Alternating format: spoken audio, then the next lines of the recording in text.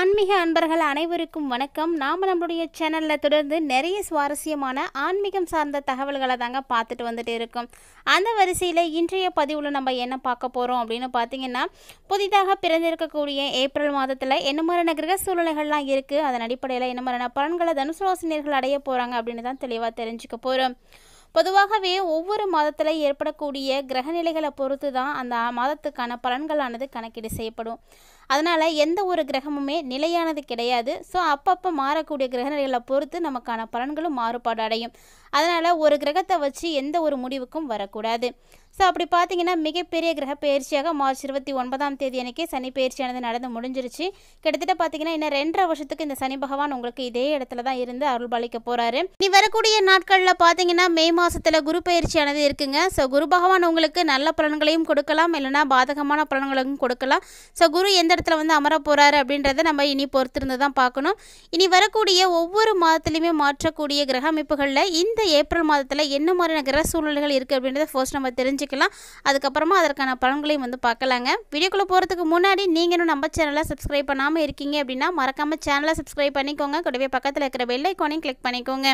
அப்போ தான் நாங்கள் போடக்கூடிய வீடியோக்கள் எல்லாமே உங்களுக்கு நோட்டிஃபிகேஷனாக உடனுக்குடன் வந்தடையும். நீங்களும் பார்த்து பயன்பெறலாம். வாங்க வீடியோக்குள்ளே போகலாம். 2025ஆம் ஆண்டினுடைய 4வது மாதம் தாங்க ஏப்ரல் மாதம். இந்த மாதத்தில் இருக்கக்கூடிய கிரகநிலைகள் எப்படி இருக்குன்னு பார்த்தீங்கன்னா, குரு பகவான் ரிஷப ராசியிலும், செவ்வாய் பகவான் மிதுன ராசியிலும், கேது பகவான் கன்னி ராசியிலும், சூரியன் சந்திரன் புதன் சுக்கிரன் ராகு அப்படின்ற 5 கிரகங்களுடைய சேர்க்கையானது மீன ராசியிலும் வந்து ஏற்பட்டு இருக்கு.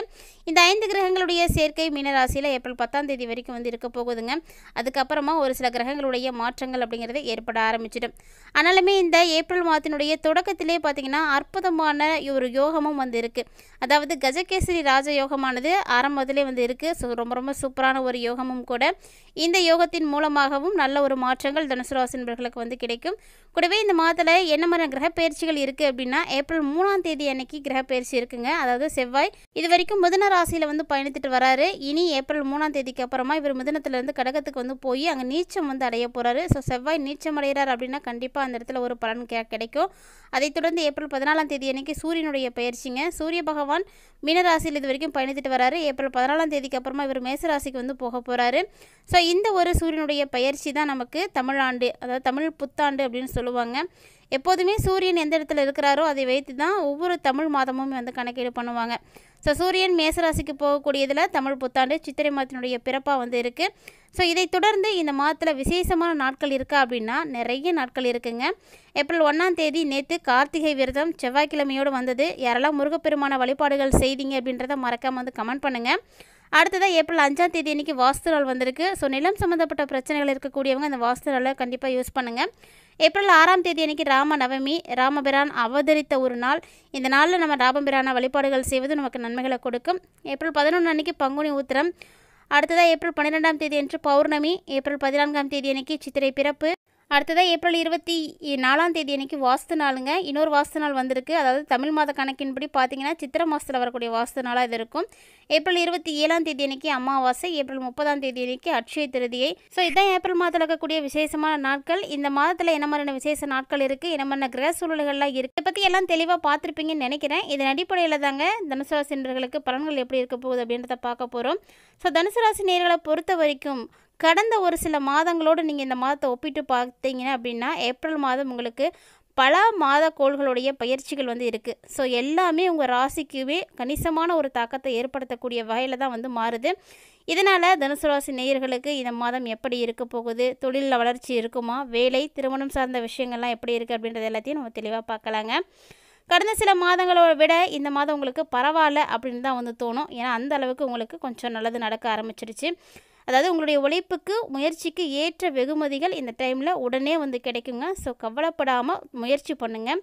ஒருவேளை தொழில் செய்கிறீங்க, வேலை செய்கிறீங்க, வியாபாரம் செய்கிறீங்க அப்படின்னா சின்னதாக உங்களுக்கு முன்னேற்றத்தை நீங்கள் வந்து பார்க்கலாம். கண்டிப்பாக கண் கூட வந்து பார்ப்பீங்க. அதனால எந்த ஒரு மாற்றமும் கிடையாது. ஆனால் நீங்கள் நினைக்கிற மாதிரி பெரிய அளவில் மாற்றங்கள் நினைக்குமா, அதாவது நீங்கள் எதிர்பார்க்குற மாதிரி மாற்றங்கள்லாம் உடனுக்குடன் நடக்குமா அப்படின்னா நடக்காது அப்படின்றது தான் உண்மையான ஒரு விஷயம். அதனால் கொஞ்சம் பொறுமையாக தான் இருக்கணும். அதே போல் வாழ்க்கை துணை இல்லைனா உங்களுடைய குடும்பம் சம்மந்தப்பட்ட விஷயங்கள்லாம் எப்படி இருக்குன்னா ரொம்ப ரொம்ப சிறப்பாக இருக்கும். கவலைப்படுறதுக்கு ஒன்றுமே கிடையாது. இதில் தனிப்பட்ட விஷயங்களை மட்டும் யாருக்கிட்டையும் வந்து நீங்கள் சொல்லிக்க வேண்டாம். அதனால் இந்த காலகட்டங்களில் ரொம்பவே அதன் மூலமாக நல்ல ஒரு பலன்கள் உங்களுக்கு கிடைக்கும். மேலும் நிதி ரீதியாக எந்த ஒரு பிரச்சனையும் இருக்காது. ஸோ பொருளாதார ரீதியாக நல்லாவே இருப்பீங்க. திருமணம், காதல் இது போன்ற விஷயங்கள் எல்லாம் எப்படி இருக்கும் அப்படின்றத பார்க்கணும். ஏன்னா நம்மளுடைய வாழ்க்கையினுடைய மிகப்பெரிய பகுதி அப்படின்னா அது குடும்ப வாழ்க்கை தான். ஸோ குடும்ப வாழ்க்கையில் இருக்கக்கூடியவர்கள், குடும்ப உறவுகள் மற்றும் வாழ்க்கை துணையோடெல்லாம் ரொம்ப ரொம்ப சிறப்பாக அவங்களால இருக்க முடியும். மகிழ்ச்சியானது நிறைந்திருக்கு. திருமண உறவில் நல்ல ஒரு நெருக்கம், இணக்கம் இதெல்லாமே வந்து அதிகரிக்க ஆரம்பிக்கும். ஆனால் காதலிக்கக்கூடியவங்களுக்கு எந்த விதமான பிரச்சனையும் வராமல் இருக்கணும் அப்படின்னா கண்டிப்பாக 3ஆம் நபர்களுடைய தலையீட்டை நீங்கள் அனுமதிக்கவே கூடாது. முன்னாடி 3ஆவதாக குறுக்க வரவங்க தான் அவங்கள வந்து களைச்சி விட்டு போயிடுவோம். ஸோ அதனால் கவனமாக இருந்துக்கோங்க. தேவையான நேரத்தில் குடும்பத்தில் இருக்கக்கூடியவங்க, நண்பர்கள் இவங்கக்கிட்ட இருக்கக்கூடிய உதவி, ஆதரவு எல்லாம் உங்களுக்கு ரொம்பவே திருப்தி கொடுக்கக்கூடிய வகையில் தாங்க இருக்கும். பொருளாதார ரீதியாக இந்த ஏப்ரல் மாதம் உங்களுக்கு பெரிய அளவில் உங்களுக்கு ஏற்றத்தை வந்து கொடுக்கல அப்படின்னாலுமே கூட நெருக்கடிகளை வந்து கொடுக்காது. அதனால் பயப்பட தேவையில்லை. இந்த காலத்தில் நீங்கள் முதலீடுகள் செய்வதை முதல்ல தவிர்த்துக்கோங்க. அப்படி ஒருவேளை நீங்கள் செய்கிறீங்க அப்படின்னா அதுலேருந்து உங்களுக்கு லாபம் கண்டிப்பாக கிடைக்காது. நஷ்டங்கள் தான் வந்து ஏற்படுறதுக்கு நிறைய சாத்தியக்கூறுகள் இருக்குது. ஸோ அதே போல் யாருக்கும் எப்போதும் பணத்தை கடனாக வந்து கொடுக்காதீங்க.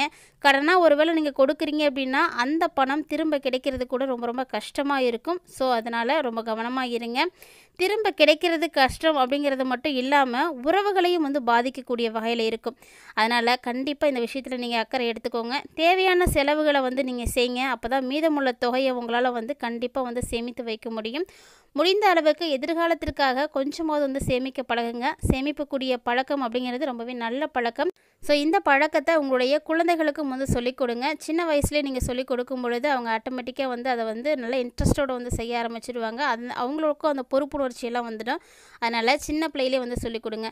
5இல் வளையாதது 50இல் வளையாது அப்படின்னு சும்மாலாம் சொல்ல கிடையாது. நம்ம என்ன பழக்க வழக்கங்களை சின்ன பிள்ளைங்கள்லேருந்தே சொல்லிக் கொடுக்குறோமோ அதை தான் பெரியவங்களானாலும் வந்து இருக்கும். ஸோ அதனால் இது போன்ற விஷயங்களை எல்லாம் எப்போவே வந்து சொல்லிக் கொடுத்து வளங்க. அதே போல் வேலை, வணிகம், தொழில் சார்ந்த விஷயங்கள் எல்லாம் உங்களுக்கு எப்படி இருக்குன்னா கொஞ்சம் பிரச்சனைகள் அப்படிங்கிறது ஏற்படதாங்க செய்யும். ஆனால் அந்த பிரச்சனைகள் அப்பப்போ ஏற்பட்டு நீங்கக்கூடிய வகையில் தான் இருக்குது. ஸோ அதனால் பெருசாக பயப்பட வேண்டாம். அதே போல் புதுசாக ஏதாவது வியாபாரம் செய்யணும் அப்படின்னு நினைக்கிறீங்க அப்படின்னா இந்த காலகட்டங்களில் அதையெல்லாம் முதல்ல தவிர்த்துக்கோங்க. ஏற்கனவே செய்துட்ருக்கக்கூடிய பணிகளை நீங்கள் தொடர்ந்து செய்யுங்க. அதுவே உங்களுக்கு நிறைய பிரச்சனைகளை தான் ஏற்படுத்தி கொடுக்க இருக்குது. ஸோ புதுசாக எந்த ஒரு விஷயத்துலையும் அகலக்கால் வைக்காமல் இருக்கிறது நல்லது தாங்க. முடிஞ்ச அளவுக்கு இந்த காலகட்டங்களில் உத்தியோகத்துலேயும் பார்த்தீங்கன்னா உங்களுடைய பணி அப்படிங்கிறது பாராட்டப்படக்கூடிய வகையில் இருக்கும். ஸோ உங்களுக்கு நல்ல வாய்ப்புகளும் வந்து கிடைக்கும். ஆனாலுமே அப்பப்போ சின்ன சின்ன தடைகள் நீங்கள் பார்க்க வேண்டியதாக இருக்கும். புதுசாக வேலைக்கான வாய்ப்புகள் உங்களை தேடி வரும் பொழுது அதை நீங்கள் நல்லா வந்து ஆராய்ஞ்சு பார்த்துட்டு இது உங்களுக்கு ஆப்டாக இருக்கா அப்படின்றத பார்த்துட்டு நீங்கள் அதுக்கப்புறமா செலக்ட் பண்ணிக்கோங்க. ஏன்னா நீங்கள் போய் அதில் மாட்டிக்கக்கூடாது. உங்களுக்கு தெரியக்கூடிய விஷயங்கள் நீங்கள் செய்கிறது தான் நல்லது. அப்போ தான் புதிய வேலைக்கு மாறுவது கூட புத்திசாலித்தனமாக இருக்கும். இந்த வேலை நல்லா தானே இருக்கும் அப்படின்றதுக்காக நல்லா செய்துட்ருக்கக்கூடிய வேலையை விட்டுட்டு போய் மாட்டிக்காதீங்க. அதனால் யோசிச்சு செய்யுங்க. அது மட்டும் இல்லாமல் இந்த காலகட்டங்களில் தனுசு ராசி நேயர்கள் கவனமாக இருக்க வேண்டிய விஷயம் என்னவா இருக்குது அப்படின்னா இந்த காலகட்டங்களில் உங்களுக்கு சிக்கல்கள் அப்படிங்கிறது பெரிய அளவில் வந்து இருக்காது. ஆனால் பண விஷயத்தில் கண்டிப்பாக நீங்கள் இந்த காலகட்டங்களில் சிக்கனமாக வந்து இருக்கணும் அப்படிங்கிறது தான் முக்கியமான விஷயம். யாருக்கும் எப்போதும் வந்து கடன் கொடுக்காதீங்க. அதே வியாபாரம் செய்யக்கூடிய அன்பர்களாக இருக்கீங்க அப்படின்னா இந்த காலகட்டங்களை பொறுத்த வரைக்கும் உங்களை தொழிலை வந்து விரிவுபடுத்தணுமோ அல்லது வேற ஒரு இடத்துக்கு மாற்றணுமோ இல்லை இது போல் இல்லாமல் புதுசாக வந்து வேறு ஏதாவது ஒரு தொழில் தொடங்கணுமோ அப்படின்னா அதுக்கு கண்டிப்பாக இந்த ஏப்ரல் மாதம் ஆப்டான மாதம் கிடையாது. அதனால் இந்த விஷயத்தில் இந்த ஏப்ரல் மாதத்தில் வந்து நீங்கள் செய்யாதீங்க.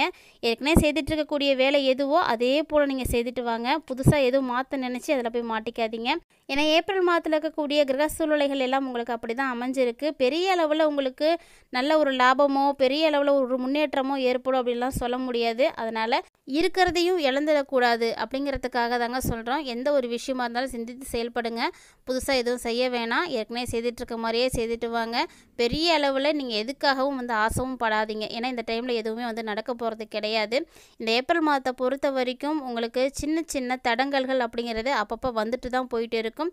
இருந்தாலுமே கூட உங்களுடைய மனதுக்கு அமைதி வேண்டும் அப்படின்னு நினச்சிங்கன்னா உங்களுக்கு இஷ்டமான தெய்வத்தை வழிபாடு செய்யுங்க. அதுவும் சொல்லப்போனால் தனுசு ராசி என்பவர்கள்லாம் உங்களுடைய குலதெய்வத்தை இந்த காலகட்டங்களில் வழிபாடு செய்துட்டு வருவது தான் சிறப்பான பலன்களை கொடுக்கும்.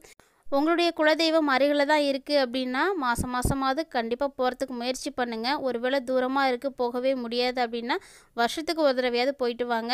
அப்படியே உங்களால் எங்கேயுமே போக முடியலன்னா வீட்டிலேயே குலதெய்வத்தை நினைத்து வழிபாடுகள் செய்யுங்க. அவங்களுடைய அருளாசி நிச்சயம் உங்களுக்கு வந்து கிடைக்கும். இந்த பதிவில் தனுசு ராசி நேயர்களுக்கு வரக்கூடிய இந்த ஏப்ரல் மாதம் முழுக்க என்ன மாதிரியான பலன்கள் கிடைக்க போகுது அப்படின்றத தெளிவாக பார்த்துருப்பீங்கன்னு நினைக்கிறேன். வீடியோ உங்களுக்கு பிடிச்சிருந்தால் லைக் பண்ணுங்கள், ஷேர் பண்ணுங்கள், மறக்காமல் கமெண்ட் பண்ணுங்கள். இது மட்டும் கிடையாதுங்க, இது போல் நிறைய இன்ட்ரெஸ்டிங்கான ஆன்மீகம் சார்ந்த தகவல்களானது நம்மளுடைய சேனலில் தினந்தோறுமே பதிவேற்றம் செய்துட்டு தான் இருக்கும். அதையெல்லாம் நீங்கள் இன்ன வரைக்கும் பார்க்கலன்னா மறக்காமல் விசிட் பண்ணி பார்த்து பயன்பெறுங்க. மேலும் இது போல் சுவாரஸ்யமான தகவல்களோட மற்றொரு பதிவில் சந்திக்கலாம்.